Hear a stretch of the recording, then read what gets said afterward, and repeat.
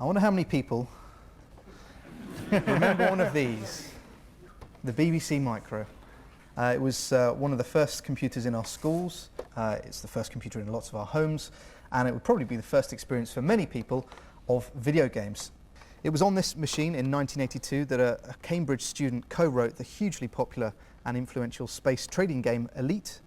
They went on to follow that up with other seminal hits such as Zarch, Frontier, which was the sequel to Elite, Roller Coaster Tycoon 3, games using the Wallace and Gromit license, Thrillville, and most recently Lost Winds. And in fact, the latest version of that game is Lost Winds Winter of the Melodias. He's still in Cambridge. He founded his own company, Frontier Developments, a leading games company in the UK. I'm delighted to introduce David Braben. Thank you very much. Thank you.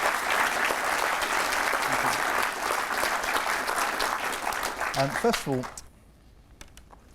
well, this is kind of where the journey began. This is a much loved copy. It's not mine, I hasten to add. Sadly, I didn't come to the franchise until the Commodore 64 days. Elite, hands up, how many people played Elite? I think that's a pretty good number. That's the vast majority of people. So it's a partisan crowd, so you can be happy. But I mean, obviously, before then, what was the first game you played? What's your sort of the first taster of video games for you? Well, I remember there was a company called Binatone who made a sort of rip-off of Pong. Had Pong. Well, they didn't call it that. They called it tennis. They called it the one where you bounce against the wall, but they didn't call it Breakout because, of course, that also probably wasn't licensed. But I saw there was one of the local pubs. They had Space Invader, and I loved Defender, Williams Defender. Mm-hmm. So I think the early games that were really good, but they were all what we would now call Twitch response games. Sure. And so I think that a lot of the reason that I wanted to write a game like Elite without even knowing that Elite's what I wanted to write was partly because they came to a point where a lot of the games felt very similar to each other. I mean, all the arcade games were very novel. I mean, Pac-Man came along, it was completely different to the other games, but the problem was most of the home computer games were just derivatives of those. Some of them quite blatantly, even with the same names as the arcade games that they were copying, but not officially, if you know what I mean. And I think there was a lot of hoo-ha about that at the time. The good old bad old days, maybe. That's right, yeah. So paint us a little picture then. What was the point at which you decided, right, okay, I think this is a great idea. I'm going to make a computer game. Because in those days they were called computer games, not video games, which is much more trendy. What point do you think, right, okay, need to make a computer game? What was your first steps? It wasn't quite like that. I mean, because I was... it was all very amateurish. It sounds like this was all terribly planned, but I was fascinated with 3D graphics, and I got an Acorn Atom and was utterly disappointed how slowly. I thought if you drew lots of random dots and made them move apart, it would look like 3D, but it sort of went and so there's no feeling of motion. So I had to learn what's called assembly code, which is working at a much lower level in the computer to do that. And that was my first experience of 3D, and it felt so amazing, I wanted to do something with it. I then went to university, cutting a long story short, and met Ian Bell, who was actually working on a game. And it seemed logical to do a game, because by then, sort of what I hinted at just now, I think we're both huge fans of using computers for gaming, but thought just parroting games from the arcades is way short of what we could do. You know, we wanted to write a game for ourselves, and we figured there were a lot of people like us out there who would similarly want a game, who were sick of the coin drop. What's the point of having a coin drop mentality in a computer you've got at home? Which actually, sort of winding forward a little bit, the first publisher we showed Elite to, and Elite was mostly finished by then. You could play it, you could trade, you could dock, you could save your positions. Was to Thorn EMI in London, and they said, "Oh, we don't want this. It's a beautiful tech demo, but it's going to take ages for anyone to play any distance in it." I said, "Yes, isn't that great?" And they said, "No, we want 10 minutes gameplay is the typical time we aim for." And I said, "Well, why? We don't have to get coins into a machine anymore." And I think it's that change in mindset. They didn't like the fact we had no score, which we were very proud of.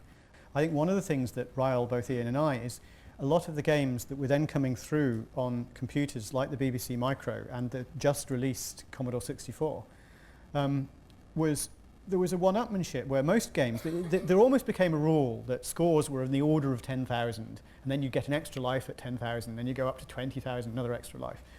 And then some games started making it 100,000, and it was 1,000,000. And you just think, well, no, it just became utterly, utterly pointless. And so, you might as well just etch 2 zeros after the score and ignore it. So it's that sort of mentality. Well, so what if you could spend score to get better stuff? And that's where the concept of money came from. But the setting at the time, as you say, you didn't sit down and say, right, we're going to conquer the world by writing a computer game. It was more of a case of, it's the right place, right time, in the sense that the opportunity was there. So what drove us, I think, was not to make the ultimate game, but to make a game that we would want to play. Mm. How old were you when you first started? You were at Cambridge University, or was it before then? I try and think. When Elite came out, I was 19, just about 20. So I think we started it when I was about 18. Yeah. And I started programming when I was about 17.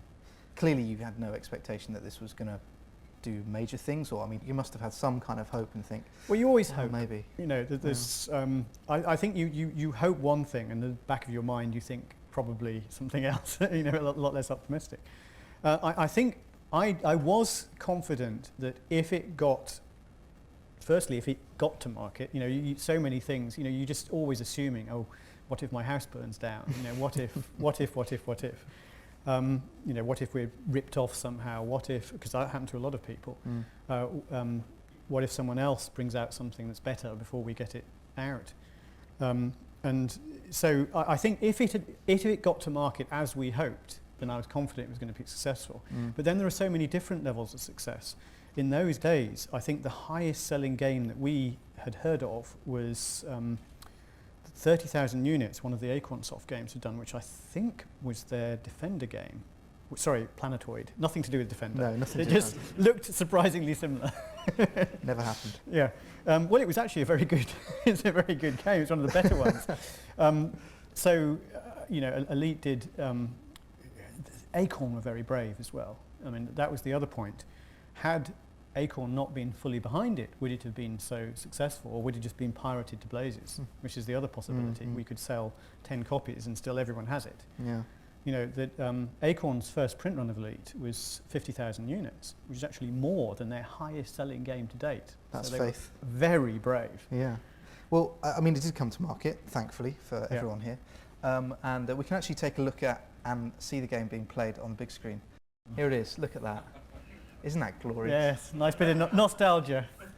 So what you're seeing here is a copy of the disc version of BBC Micro Elite. So for those few of you in the audience who didn't put their hand up, you start off with a spaceship, which is the one on the front screen, and you get 100 credits and almost no equipment. So you're very, very vulnerable.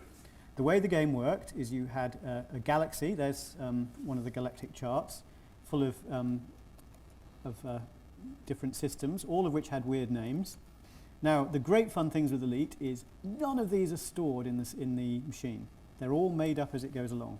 The idea is you choose goods to take between A to B if you want. You don't have to be a trader. You can just go out and be a pirate and shoot other ships. You can be a bounty hunter. You don't have to choose the role. You just do it. So let's try. Should we be very brave and go to the anarchy? Almost certainly won't get through.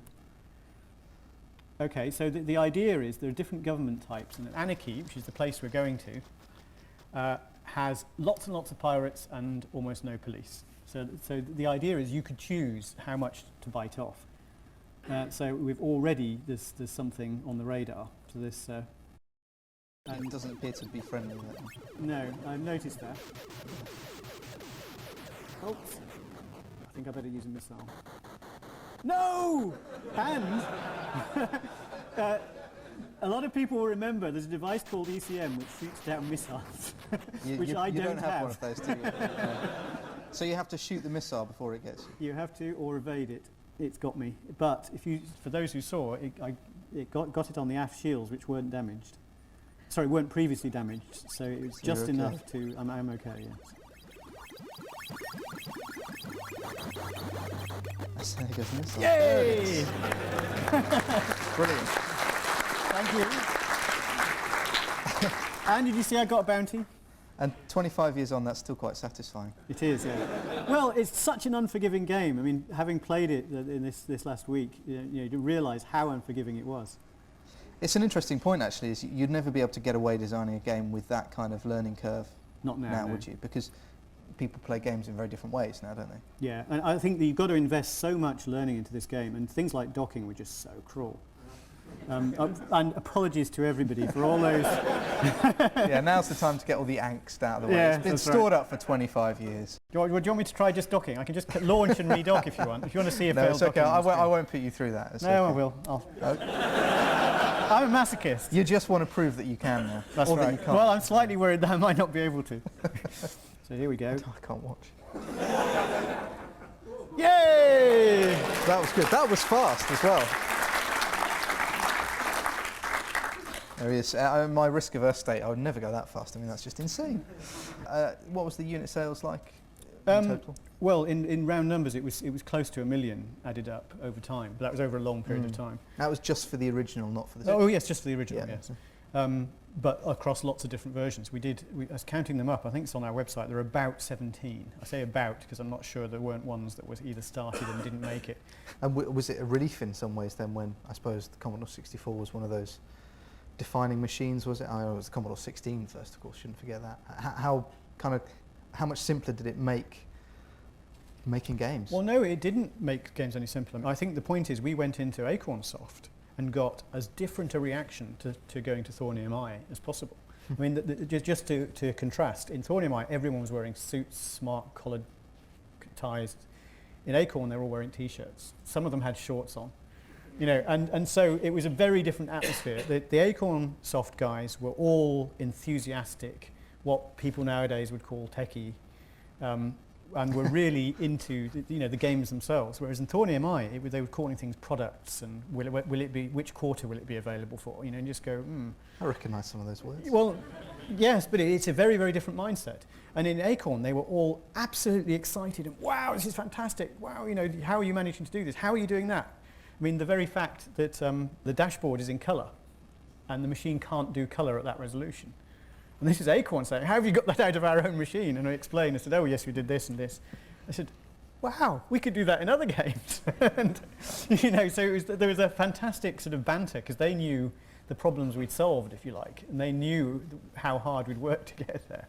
And so their reaction, I think, was so heartening.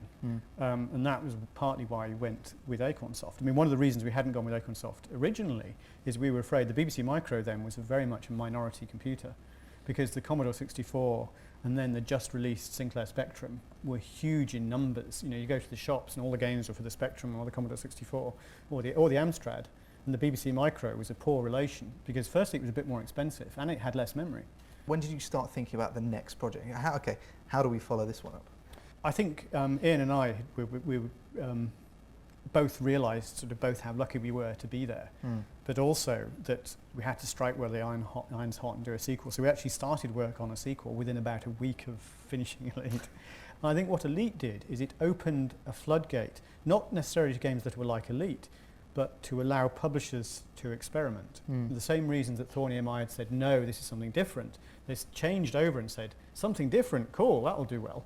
And actually, I think some of them were probably rubbish, but at least, it's like with films. If people experiment, you'll get some brilliant ones as well as some so-so ones. I think it's a really good thing. So I would say, looking at games that came after Elite, there was a lot that was probably enabled by it, that publishers would have been very cool about beforehand. Lambda, Zarch, depending on which kind of version you played, that was the next big one. I mean, I remember playing Lambda on it was the Archimedes, wasn't it? It was a demo that was bundled with the hardware. The Archimedes was I think the first 32-bit home computer. It was amazing. Going from an 8-bit programming to a 32-bit machine was absolute heaven. You could do so much more with it. It was so much easier to program, and you didn't have to spend your entire life working around difficult performance bottlenecks, memory. To give it in comparison, one of the first prototype machines, once it became a separate machine, had 4 megabytes of memory. Now that sounds nothing now, but that felt like whoever will ever use that productively. pretty quickly I realised that actually you do need quite a lot of memory. But even for doing things like, because I actually ended up using that machine to help port Elite, games like Zarch that came later. In comparison, where I later got a PC, which would take 3 minutes to compile the virus code base, the Archimedes, it was a fraction of a second. You know, it was so much more powerful a machine, even than a newly released 68,000 based machines like the Atari ST and the Commodore Amiga. But anyway, I was presented with this opportunity, and given a very small, they were planning to release the machine 3 months later, and they didn't yet have a working operating system or anything, so I had to write a game, and I actually hosted it off a BBC Micro. So I was actually writing the code on and then downloading it to a second processor. Does anyone remember the second processor? Okay, a few people. It was a lump. If you look at the BBC Micro, you had another lump that went here, and you linked it with a ribbon cable from down here called a tube. So you ended up with a big, sort of very expensive pile of these big sort of cream lumps, and it added that you could buy a second 6502 processor, which a lot of people did. I mean, you'd think these days, why would you do that? You probably got that processing power in your watch, but it did make a big difference because it gave you 64K of memory, which at that time seemed like a huge amount. But inside one of those boxes, they'd made a prototype for the ARM, what's now the ARM, which, by the way, just to show how important that was, it's now in, I suspect, more than 90% of mobile phones. It's the processor in the iPhone, processor in the phone I've got, which is a Nokia. You know, there are a huge range of machines out there. I think a typical PC like this laptop probably have half a dozen of them because it's in the disk controller. It's a fantastic processor. Anyway, that was one of the first processors, I believe, designed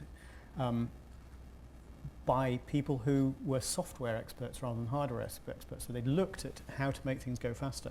So anyway, this opportunity came along. So in 3 months, I managed to write that game. And then Zarch was a commercial game that was available for release of the machine.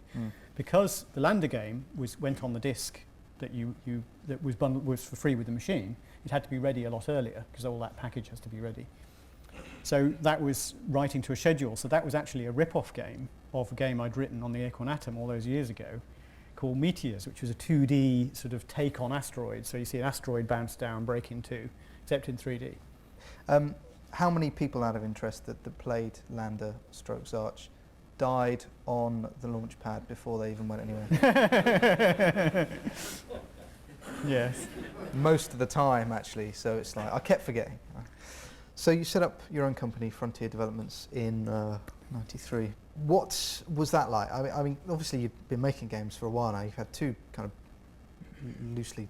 big successes.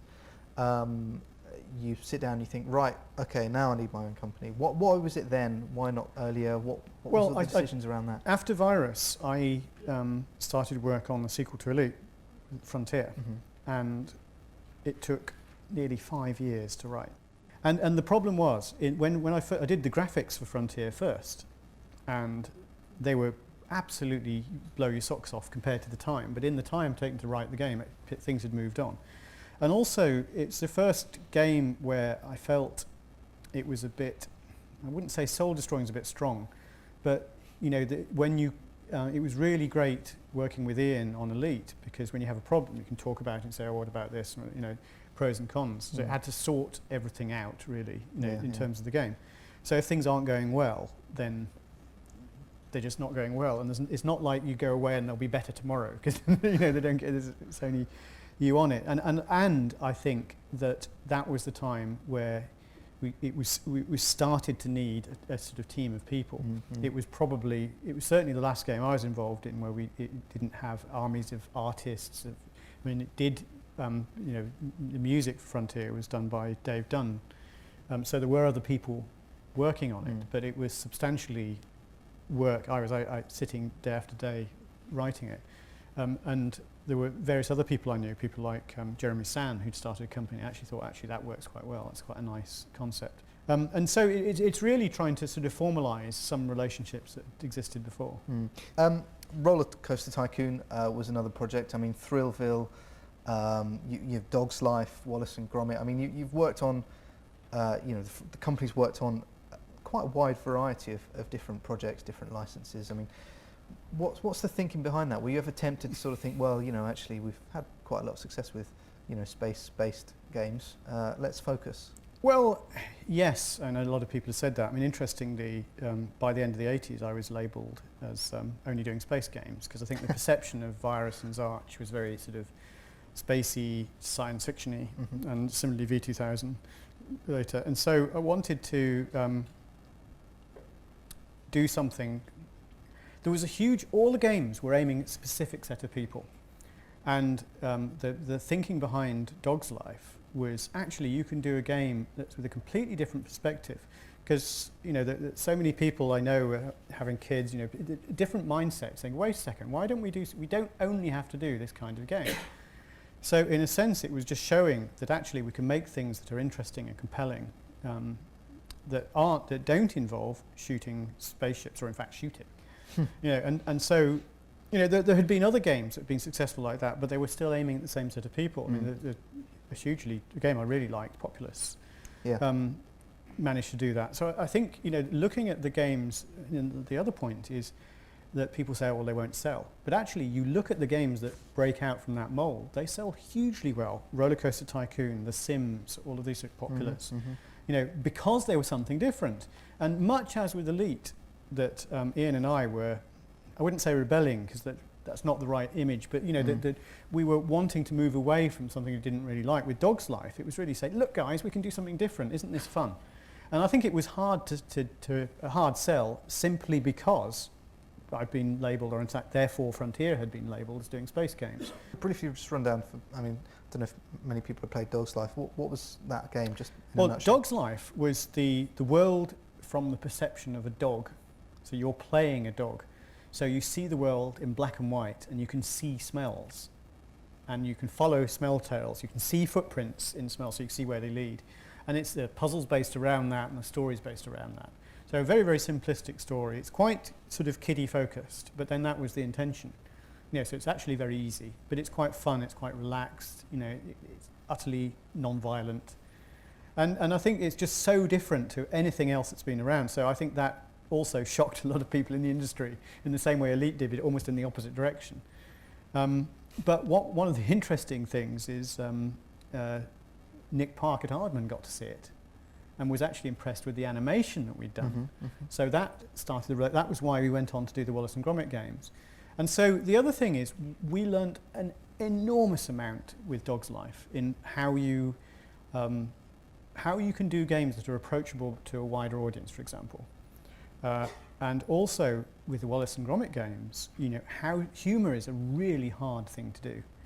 And I think Nick Park, who I'm forever grateful having worked with, and never know, maybe we'll work with again, was fantastic. He so understood what people find funny and why it's funny, that with those games, with each of these, I think we learnt how to get, at least the first steps of how to get a game which isn't off-putting to kids, off-putting to people who wouldn't otherwise be gamers.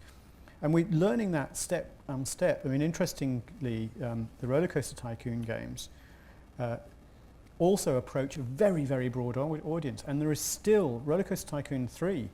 I don't know whether it is this week, but last week was #1 in the charts, the budget charts. 5 years, it's coming up to its 5th birthday, which I know isn't 25, but still being #1, I'm very proud of that. Admittedly in the budget charts, and partly because of the genius of Atari releasing it as a laptop version, which of course, because of the timing it came out, it works fine now on modern laptops. So, so all sorts of little things like that. But it's a game I'm very proud of, because there's still a lot of activity on the forums. People are creating rides and sharing them and all that sort of thing. There's a lot of enthusiasm for it, but it's enthusiasm amongst people who are not traditionally gamers. So moving forward from that, games like Lost Winds, which is actually almost a return to form, because we're writing a game that is for us again, is a very sort of a different take on games. Again, it's the sort of thing that publishers would find harder to go for, because it's not like anything. That was the intent anyway.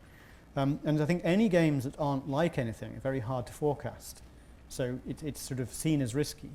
But I hope, therefore, yes, okay, it's risky, but then that's also, there is a chance, the upper limit's also higher.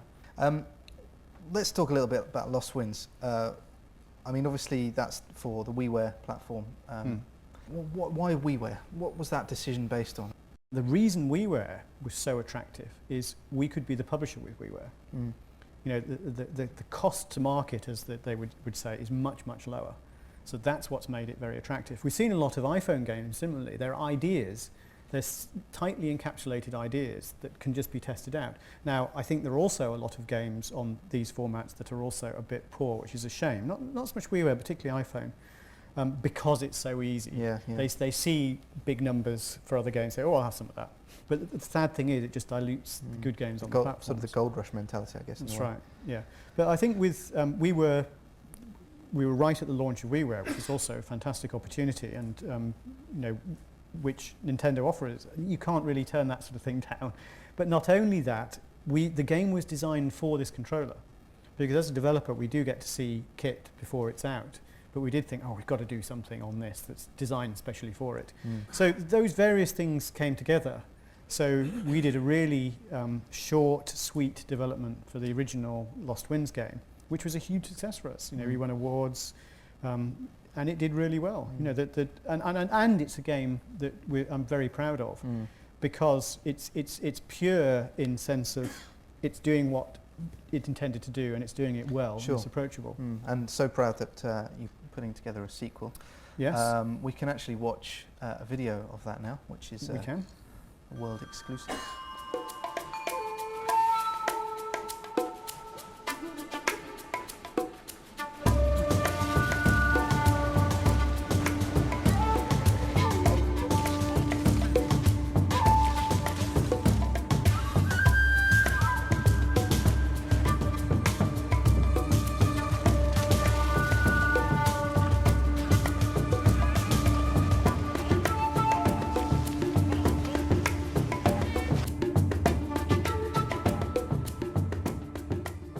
So in conclusion, the title of this event is Life in Video Games. I mean, when you look back on 25 years, what do you feel your legacy is? I mean, it sounds like more of an obituary, doesn't it? It does. I don't mean that at all, because. But what do you want to be remembered for? Elite? Is it, you know? What, I would like. I would probably always hopefully be remembered for Elite, but I would like to think the things that I'm most going to be remembered for haven't come yet. You know, I mean, certainly in this industry, I mean, I'm sure people have seen it, the range of what we've seen so far. We are still moving forward so quickly year on year. And I think it still feels that we're right at the beginning of the industry. I mean, maybe we're at the end of the beginning, to quote Churchill. But the point is, there is still such a long way to go that it's a really, really exciting industry to be in. I feel really lucky to have been in there, if not at the very start, you know, very close to the start. We're going to hang around there for a little bit. I'll draw proceedings to close now. I'm off to eBay the micro. Ladies and gentlemen, David Braben. Thank you. Thank you.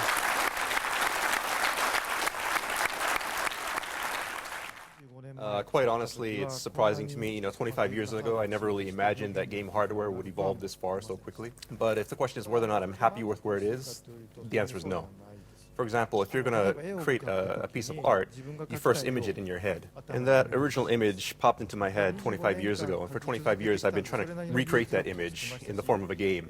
And the amount of tools I have available to me has changed. It's increased. I have more colors available to me in my palette. But I still haven't been able to achieve that original image that I had in my head. And until I'm able to achieve that, I'll keep on creating games.